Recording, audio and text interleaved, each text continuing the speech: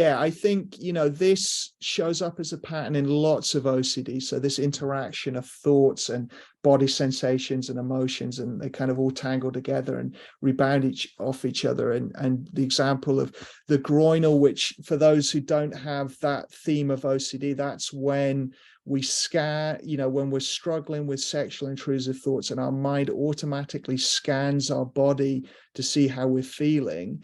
And in scanning, it actually stimulates the nerves and makes it seem like there is genuine arousal, when really it's all anxiety, and it's not, it's not egosyntonic arousal, it's ego dystonic stimulation of nerves. And the same can happen with contamination. People will really feel that their whole arm is covered in whatever they're afraid of. I mean, that feeling, like you couldn't be convinced you're not contaminated. Yet if we got, the right microscope and everything, there is nothing there.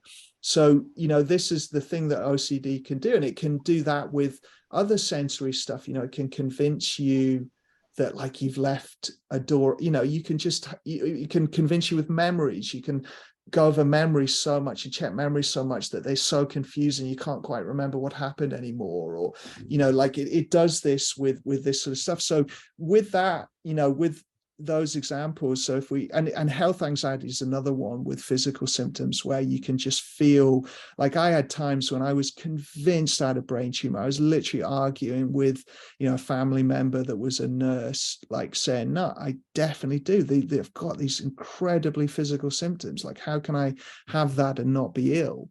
You can have such a physical feeling thing. So what we've got to do is, like, the diffusion, we've got to be ready to diffuse the initial thoughts, and not get the mental compulsions in there. And when it goes to a body sensation, the problem is it goes to the body sensation with a scanning and tracking and monitoring type awareness. So the awareness goes, oh my God, what's that? What does that mean? Is that bad? Is that good? What am I feeling? Is that contaminated? Is it not? So it goes to a scanning and a threat focused awareness. So what we've got to counter that with is an acknowledging awareness, a sense of, oh, there's a sensation.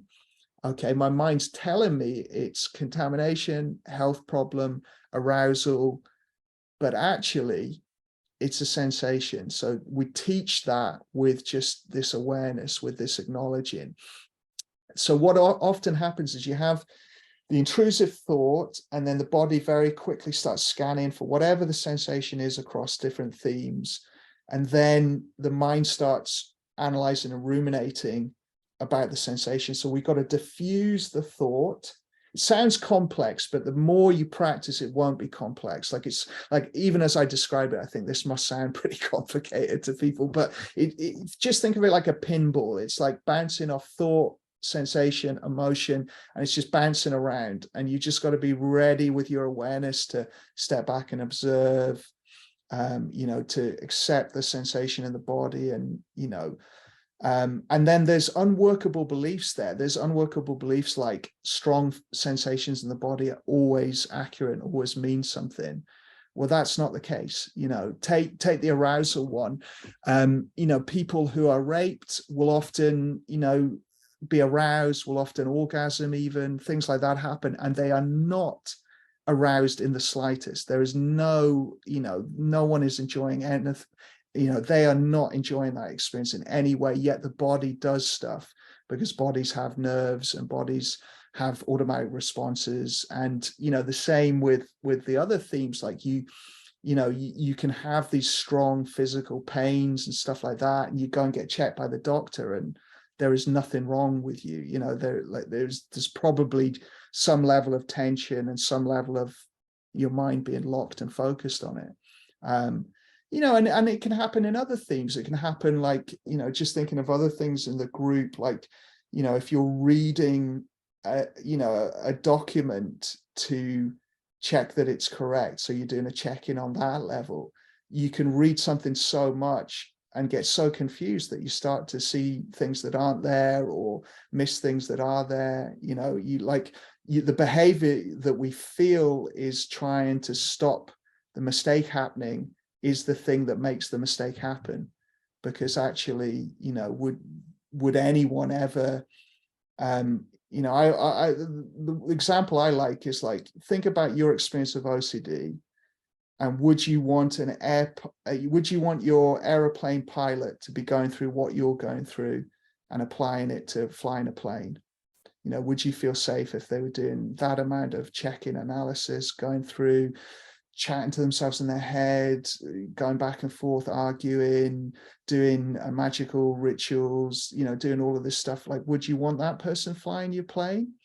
Or would you want someone who's calm, present, focused, does the checklist once, is engaged in what they're doing, is, you know, and what I mean, why I raise that one is often we believe the compulsions are the things keeping ourselves safe or other people safe, but actually they're not. They're the things that are causing other danger or other things to go wrong.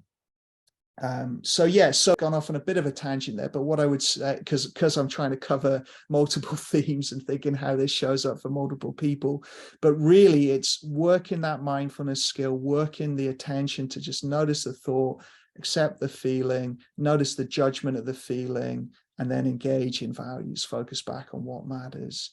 You know, so you notice your mind, check your body, think about what's happening in your body, and you step back from all of that. You let go of any compulsions you can. You know, sometimes you can even notice that you are somewhat checking the sensation. So there's a level of that is under your control. Some of it's automatic. You know, sometimes the mind is kind of automatically scanning, and that's more like an obsession. But sometimes you, as you get better with your awareness, you notice, actually, I am checking what I'm feeling there. And I can let that go, and I can stop doing that. I don't need to do that. And sort of like, you know, the unworkable belief with all of these things is that strong feelings always mean something, sensations always mean something. Our bodies are like an accurate, perfectly accurate thing in our environment, whereas our bodies are not. You know, evolution has evolved us to be threat focused, better safe than sorry.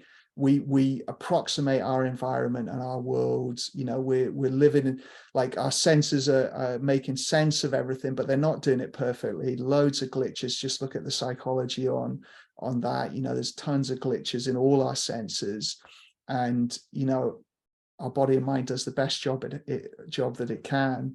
But actually it's doing a pretty poor job, really, if we're wanting a very accurate, precise, machine-like, you know, thought, feeling, behavior thing.